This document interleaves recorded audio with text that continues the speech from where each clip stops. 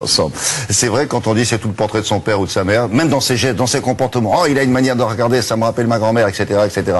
Et dans quelle mesure tout ça a un sens? Dans ses attitudes, dans les valeurs qu'il véhicule, etc. C'est pas nouveau, on a toujours dit ça. Alors, c'est pas nouveau. La psychogénéalogie, en fait, c'est un courant psychologique qui est né dans les années 60 aux États-Unis. C'est un courant qui explique, en fait, que nos comportements sont expliqués par des modèles, en fait, des modèles hérités de nos ancêtres. Et l'idée est que notre passé, notre histoire familiale a une forte influence sur notre présent. Et c'est d'ailleurs l'objet de ce livre qui vient de sortir sur la psychogénéalogie.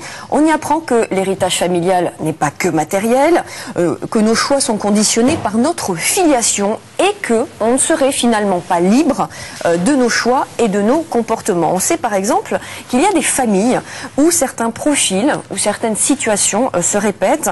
Il y a des familles où certains drames se perpétuent de génération en génération. Et des familles où il y a beaucoup de suicides, des enfants abandonnés, des mères célibataires, des dépressions, ou plus positivement des familles d'artistes ou des familles de génies. Alors, est-ce que c'est le fruit du hasard? Selon la psychogénéalogie, non.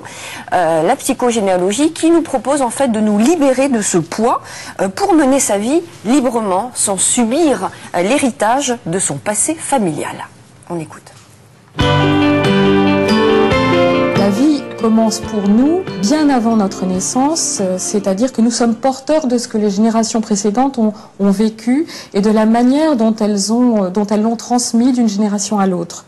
De cette manière-là, il y a plein de choses en nous que nous ignorons et qui nous sont léguées par les ancêtres et que nous remettons en scène dans nos situations de la vie quotidienne, de la vie courante. Dans nos comportements?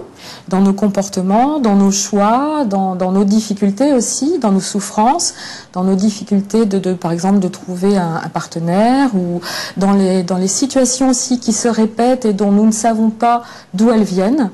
Parfois ce sont des situations qui sont transmises depuis 3 ou 4 générations et que nous, thérapeutes, allons chercher à identifier pour voir de quelle manière la personne va pouvoir se libérer de ces répétitions. Pourquoi elle les remet en scène et pourquoi elle est loyale à telle ou telle personne, comment elle peut s'en défaire, comment elle peut finalement se réapproprier son destin et se libérer de tout ce qu'il y a eu avant elle.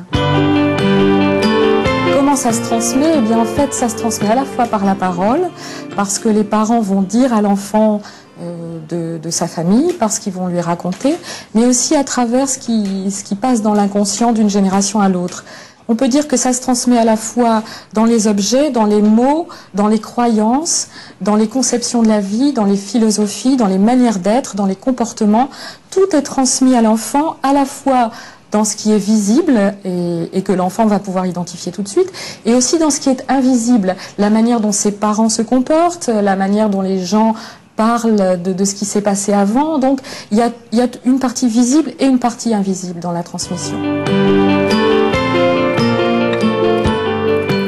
Et par exemple, le psychogénéalogiste ou la psychogénéalogiste, comment explique-t-elle qu'un enfant qui subit des violences de la part de ses parents reproduit le même schéma après avec ses propres enfants, alors qu'il a subi ça? C'est une culture de comportement qu'on induit, par exemple, dès l'enfance.